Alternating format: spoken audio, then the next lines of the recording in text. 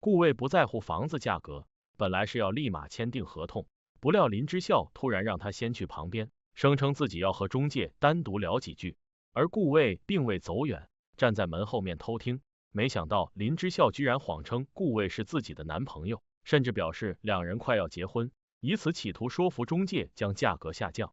未能取得中介的信任，林之孝凭着3寸不烂之舌，终于让中介答应跟房主联系，愿意减免一部分租金。林之孝欣喜不已的感谢中介，这几天的努力总算没有白费。中介往顾魏邮箱里发房屋租赁合同，结果竟被高希看到。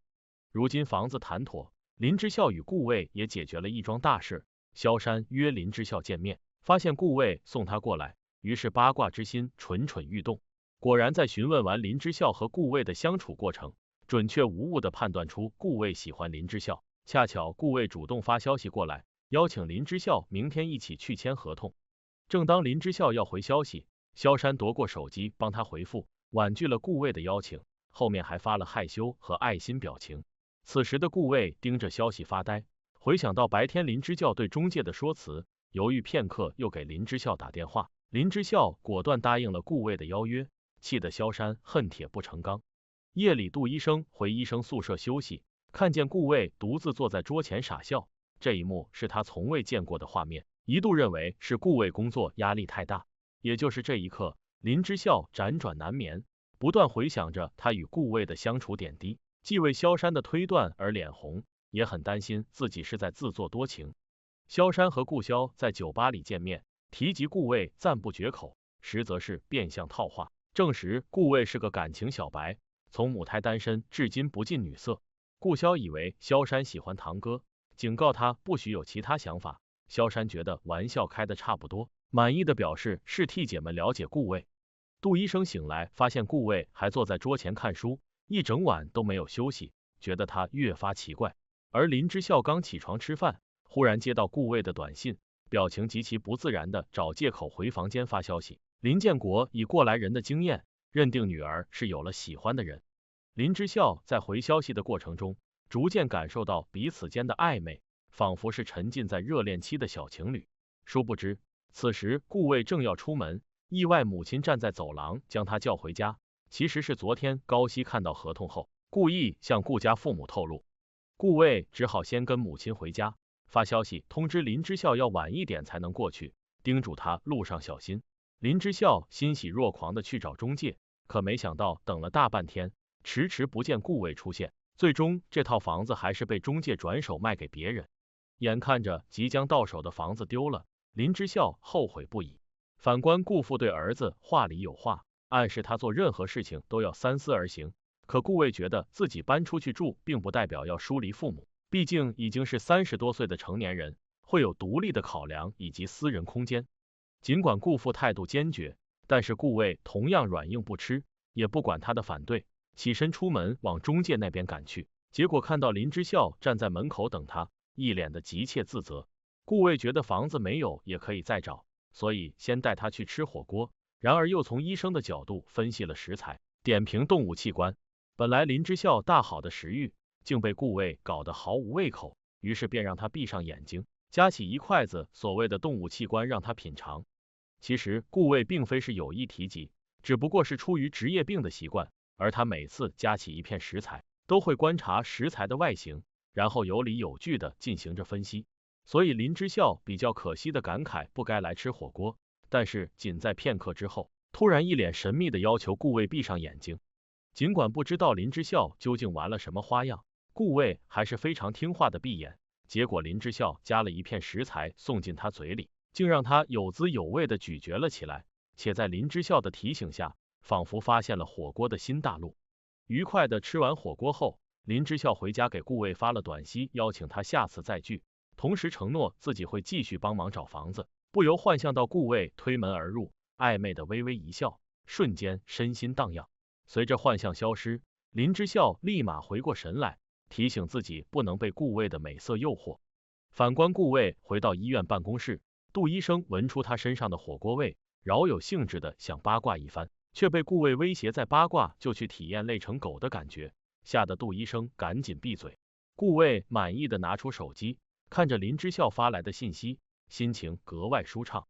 隔天早上，林之孝陪着爸妈吃饭，意外得知隔壁家的张阿姨要和儿子去北京常住，也就意味着房子将要出租，这让他惊喜不已，急忙跟林母要了电话联系，很快拿到房屋钥匙。通过上次顾魏提出关于找房子的需求，林之孝认真将屋里屋外打扫个遍，甚至专门做了这套房子的策划案，还被萧山各种打趣。顾潇与萧山合伙租了门面，两人在店里布置装修，不料顾潇起了恶趣味，故意用线圈住萧山，而萧山见状挣扎，没想到中了顾潇的圈套，稍不留意竟被顾潇夺了吻，不仅没有生气，甚至继续与他打闹，很是甜蜜。与此同时，顾母向高希埋怨自己儿子要搬出去单住，所以想让他劝劝顾魏，可高希既从心来，想到个曲线救国的办法，那便是通过中介让顾魏搬到自己家的老房子里。起初顾魏对此毫不知情，接了中介电话就去看房子，直到后来在桌子上看到一叠资料，才发现户主竟是高副院长。林之孝带着自己的策划案到医院找顾魏，恰巧与高希碰个正着。高希趁机拿出手里给他播放一段顾魏满意房子的视频，表示他现在要搬进高家，这让林之孝既气愤又难过，于是打电话向萧山抱怨，声称自己是自作多情。萧山为好闺蜜抱打不平，吩咐顾潇将顾魏约来咖啡厅见面，指责他脚踏两条船，与高希玩暧昧的同时，还要和林之孝保持亲密来往。在萧山看来，顾魏完全就是个不负责任的渣男，丝毫没有顾及到旁边顾潇的难堪，而顾潇实在听不下去，急忙碰了碰他的胳膊，示意他适可而止。其实顾魏早已推脱了高希的邀请，本意是想住进林之孝的小区，奈何高希的那段视频完全断章取义，从而导致大家产生误解。萧山将林之孝的策划案丢到桌上，顾魏看着里面的内容，这才意识到事情的严重性，当机立断的做出了行动。高希误以为顾魏住进家里，可当他接到中介的电话，才知根本没有签合同。当天夜里，林之孝辗转难眠，迟迟不接顾魏的电话，等到了第二天早上，他心情失落的去了阳台，震惊顾魏居然出现在隔壁，一时之间呆愣不已。趁着林之孝愣神之际，顾魏微微一笑，无声的对他道了早安。林之孝惊喜交加的冲进厨房，询问林母，才知顾魏昨晚给他打了电话，想要在同小区里找个房子，于是便引荐双方签了租房合同。还不等林母把话说完，林之孝激动的推开门去找顾魏，刚好顾魏也从对面过来，两人互相打了招呼，掩饰不住各自的喜悦。林之孝一脸娇羞跑回家，这时林母也推门探头，邀请顾魏来家里吃饭。顾魏去了林之孝家里做客，怎知平时大大咧咧的林之孝竟在饭桌上表现得极其淑女，居然还以各种方式给顾魏碗里夹菜。吃过饭后，顾魏在林之孝的陪同下去超市买了些居家用品。在这期间，顾魏故意提及萧山提供的策划案，林之孝毫不谦虚的大方承认，而顾魏为了感谢萧山帮忙找房子，专门买了一双拖鞋送给他。林之孝领了顾魏的好意，与他回家后，调皮活泼的将彩灯缠到身上，如同贪玩的孩子。看着林之孝嘻嘻哈哈的模样，顾魏非常宠溺的叮嘱他从沙发上下来，结果两人肢体接触的过程中，气氛变得非常暧昧。顾魏有些不知所措，林之孝亦是如此，两人面对着面不停喝水，到最后实在喝不下去，又去整理那些凌乱的彩灯。随着夜色已深，林之孝起身向顾魏辞行，临走之前去厨房将杯子洗好，而顾魏见林之孝两手空空，赶紧提醒他忘记拿包。林之孝羞涩的拿包，向顾魏挥手告别，转身出门而去。向来有洁癖的顾魏趁机又洗了一遍杯子，怎料刚走没多久的林之孝居然折路返回。原来是林之孝回家发现手机消失不见，果然发现手机落在顾魏家的沙发垫下面。正当林之孝要离开时，无意间注意到方才的水杯，顾魏紧张万分的想要解释，可林之孝并没有给他机会。其实也知道对方本身就是个特别爱干净的洁癖。虽然林之孝表面看似风轻云淡，可回到家里还是忍不住生闷气，嘟囔着对方是洁癖狂。顾魏心不在焉的拖地，考虑如何才能向林之孝道歉，于是拿出他最爱吃的巧克力，并且敲了门便回屋。通过猫眼观察林之孝拿到巧克力露出笑容，这才松了口气。次日一早，高希来办公室找顾魏，表示自己受顾母委托才帮忙找房子，同时也不明白他为何要搬出去住。顾魏不想聊太多，简单应付对方已经找好房子，而高希心知多说无益，只好识趣儿的告辞离开。刚巧杜医生从旁路过，高希故意教唆他庆祝顾魏乔迁，全当是作为惊喜。萧山得知林之孝和顾魏逛超市的事情，八卦的分析两人还没开始热恋，居然已经发展到老夫老妻的模式。尽管目前看似很好，可萧山还是提醒林之孝要抓住机会，绝不能让顾魏失去激情。反观林之孝看见萧山对顾萧的态度，发现两人之间有情况，同样以相同的方式调侃对方。今晚暴雨倾盆，林之孝冒着雨往家跑，正好赶上顾魏开车回家，所以两人共撑一伞，距离相当亲密。顾魏再次解释自己昨晚洗杯子的原因，希望林之孝不要误会。临到家还叮嘱他擦干头发，顺便泡个脚，如果有任何事情可以微信自己。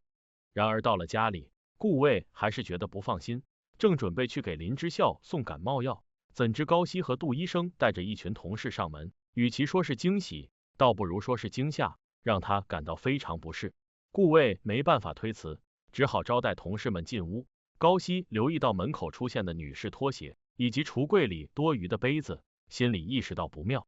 林之孝去厨房时，恰巧看到高希端着水杯在隔壁，不由大吃一惊。尽管高希非常不开心，可他还是故意拉了窗帘，好似自己与顾魏单独相处的样子。因为看不到房间里面的情况，林之孝急忙给萧山打电话，向他描述了来龙去脉，觉得不只有高希单独在顾魏家里，应该还有许多人。但是萧山可不像林之孝瞻前顾后，命令他必须主动出击。而林之孝在萧山的鼓励下，故作镇定的装作打扫卫生，实则守在门口盯梢，直到同事们都陆续离开。高希找了借口又重返顾魏家里，气得林之孝回房故意乱拉大提琴，间接打扰了隔壁的两人，乃至附近邻居。林建国觉得影响不好，走过来训斥阻止，且在他带着质疑的目光下，林之孝老老实实的不再拉琴，反倒用头撞墙。本来顾魏听到提琴声，便知这其中的意思，强忍着笑意，所以当顾魏听到撞墙声，再次恍然大悟，走到旁边给林之孝发了关怀短信。高希找不到任何理由留下来，索性让顾魏送自己回家。林之孝见状，忍不住在心里吐槽，随后拿了一包垃圾堆，假装出门倒垃圾，顺便向顾魏打招呼。顾魏也以自己喝酒为由，委婉拒绝送高希回家，让他非常失落的独自离去。眼看着高希进了电梯，林之孝的目的达到，干脆将垃圾丢给顾魏，转身回了房间。第二天清晨，林之孝在母亲的催促下，正要准备起床出门给林建国买早餐，怎料看见顾魏抱着婴儿在门口。顾魏坦言自己早已结婚生子，紧接高希从房间里走出来，温柔的接过孩子，靠在顾魏的怀里，看起来像是幸福的一家三口，吓得林之孝从噩梦中醒来。林之孝出门买早餐，遇见顾魏，两人结伴去附近的早餐店吃豆浆油条，相处非常甜蜜温馨。而在另一边，印喜和金石下飞机碰到学长邵江，双方寒暄了几句后便各自告别。邵江特地叮嘱他们不要将自己回国的消息告诉林之孝，准备亲自给他惊喜。顾魏在手术室里做手术，而林之孝得知父母去外地参加同学会，明天下午才能回来，所以和萧山商量趁此机会约顾魏来家里，两人做一顿烛光晚餐。在萧山的建议下，林之孝准备先吃点东西垫垫肚子，不料去拿外卖时，房门自动关上，由于他忘记带钥匙，又因穿着睡衣，非常尴尬的站在楼道给萧山打电话求救。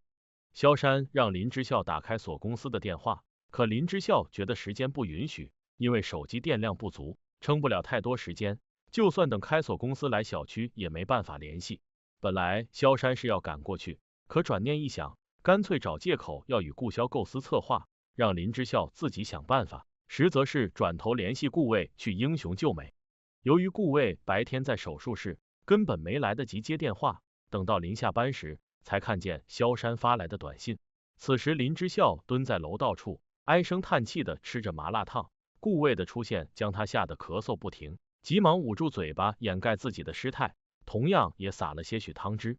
林之孝缓过来后，主动向顾魏借用充电宝，只因手机快要没电，否则很快无法开机。然而趁着顾魏回房，林之孝打电话给萧山，数落对方居然瞒着自己找顾魏。怎知萧山语重心长的提醒林之孝要争取机会，表示已让人送了东西。此时快递员受萧山委托，拿来一袋子东西交给林之孝。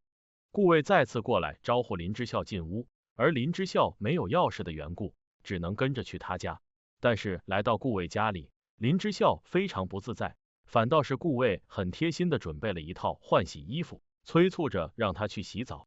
走进洗浴室里，林之孝发现袋子里的素颜霜和口气清香糖，一时之间脑洞大开，幻想着今晚的浪漫约会场景，仿佛看到顾魏手捧着一大束玫瑰，邀请自己共进晚餐，不仅夸赞素颜容颜动人，到最后动情的接吻。